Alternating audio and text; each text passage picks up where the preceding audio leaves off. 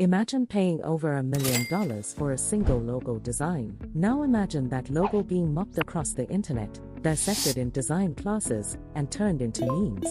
That's exactly what happened in 2008, when Pepsi unveiled a new identity that confused consumers and baffled designers. But that was just one chapter in a much longer story, one that stretches across more than 125 years of visual evolution, cultural shifts, and brand reinvention. From a curly red script inspired by its greatest rival to a futuristic, minimal globe, Pepsi's logo has undergone many transformations. The question is, why?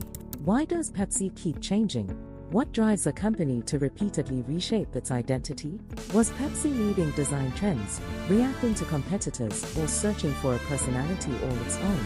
This is the evolution of the Pepsi logo, from its humble beginnings in a North Carolina pharmacy to global icon status. Each change tells a story not just about Pepsi, but about design, marketing, and the cultural moment it occupied. And at the end of this journey, we'll answer one big question: did it all work? It begins in 1893, when a pharmacist named Caleb Bradham created a drink in his small-town drugstore.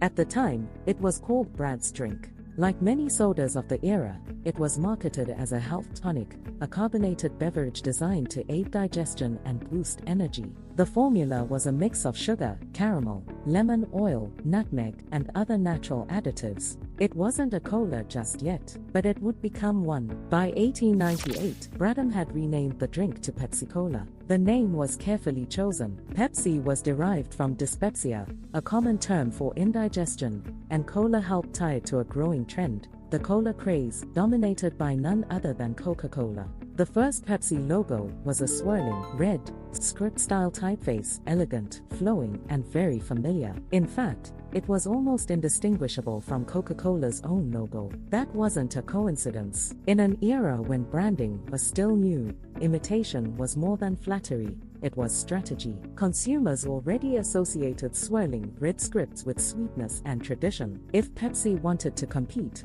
it had to speak the same visual language. And it worked. That first logo may have lacked originality, but it gave Pepsi a seat at the cola table. In the years that followed, Pepsi's logo underwent subtle changes. The script was thickened, the lines refined, and the wordmark became more legible. These were not creative revolutions, but practical updates. As the brand grew from local to national, it needed to scale, both metaphorically and literally. The logo had to be recognizable on bottles, in print ads, and eventually on radio and TV. Each change reflected Pepsi's transition from a regional novelty to a legitimate national competitor. Then came the 1940s. The world was at war, and marketing changed with it. With sugar rationing affecting soda production, Pepsi had to find other ways to remain relevant. Its solution was brilliant: patriotism. During World War II, Pepsi redesigned its packaging to include the colors of the American flag. Red, white, and blue were integrated into its logo and prominently featured on bottle caps. This was more than a design choice, it was a brand alignment. Coca-Cola had long been seen as the drink of the masses, but Pepsi used the war effort to cast itself as the drink of the people.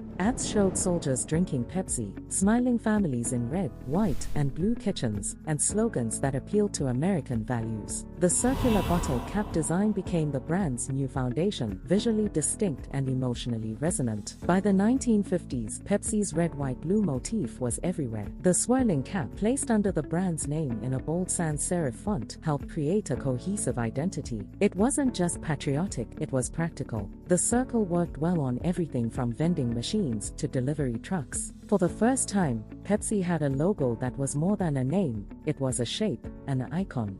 Coca-Cola leaned into its heritage and tradition. Pepsi leaned into youth and energy. In the brand wars of the 1950s and 60s, these differences became clearer. Pepsi wasn't just offering an alternative drink, it was offering an alternative identity. It became the brand for the next generation, and its advertising made sure you knew it.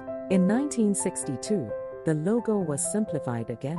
The bottle cap was stylized into a flatter, more graphic form, and the typeface became bolder. It was a transitional design, preparing the brand for something bigger. And that change came in 1973. The 1973 redesign was bold, dramatic, and unlike anything Pepsi had done before. Gone was the swirling script.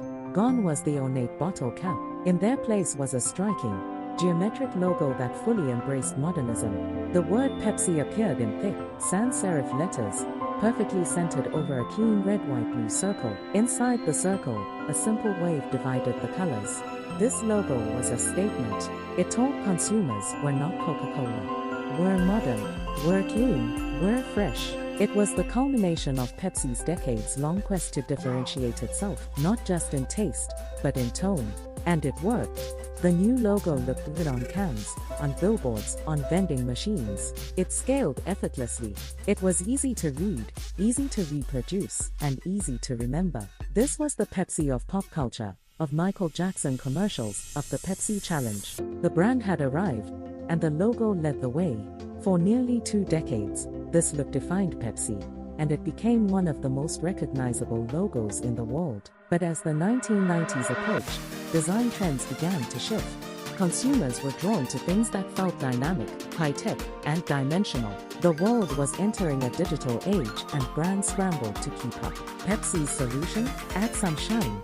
The early 1990s saw the dawn of the 3D Pepsi logo. The circle was given depth, radiance, and shadows. It became a shiny orb, glowing with energy.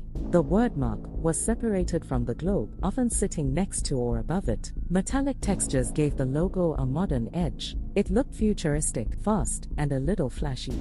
This was the Pepsi of Britney Spears, of Super Bowl ads, of big-budget celebrity endorsements. It wasn't just a drink, it was a lifestyle. The logo reflected that. It sparkled on cans, danced on TV screens, and pulsed with pop energy. This design wasn't subtle, but it matched the moment. Still, time marched on. By the 2000s, minimalism was starting to return. Flashy was fading. Brands began simplifying again, looking for logos that worked on tiny smartphone screens and across international markets. Pepsi, once again, decided to change. In 2008, Pepsi unveiled one of its most controversial redesigns ever. The new logo featured a lowercase wordmark in a soft, rounded sans serif font. The globe icon was retained, but now the white wave inside it was asymmetrical, creating a sort of off-balance tilt. The design was created by the Arnold Group, who famously leaked a document titled Breathtaking Design Strategy. It claimed the new logo was inspired by everything from the Earth's magnetic fields to the Mona Lisa's smile. The document spoke of gravitational pulls, universal harmony, and even feng shui. Designers were not impressed. Critics called the logo bland, corporate, and confused. The tilt felt awkward.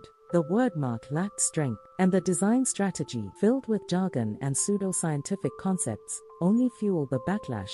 Online, the new logo became a meme. It was compared to fat bellies, unbalanced planets, and even sad faces. And yet, Pepsi stuck with it. For over a decade, this version of the logo remained in place. Despite the mockery, it worked well on digital packaging, across international markets, and in mobile apps. It was functional, if not beloved, but it never quite resonated the way previous logos had. That brings us to 2023. In a surprise move, Pepsi decided to go back to the future. The newest redesign brought boldness back. The typeface was capitalized, strong, and black.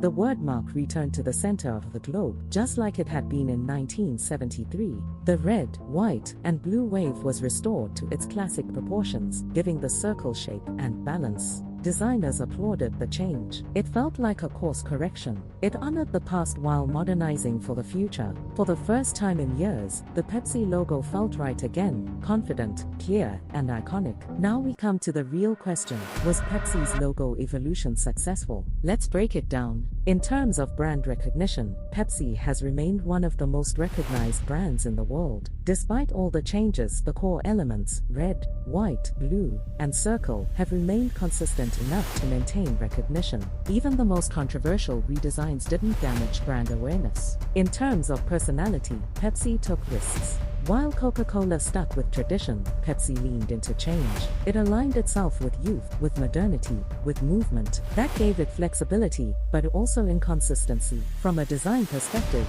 some versions of the logo are undeniably strong. The 1973 and 2023 designs are both considered modern classics. The 2008 design, however, is often cited as an example of overthinking in branding, proof that even big budgets can't always buy good design. From a market perspective, Pepsi continues to perform well, though it remains behind Coca-Cola in global sales. Still, its branding strategy has kept it relevant, especially among younger audiences. In the end, Pepsi's logo journey is one of bold decisions, cultural alignment, and the ongoing tension between stability and change. It may not be the most consistent logo in history, but it might be the most interesting. And that's the evolution of the Pepsi logo. Which version do you prefer? And do you think all these changes helped or hurt the brand? Let us know, and don't forget to subscribe.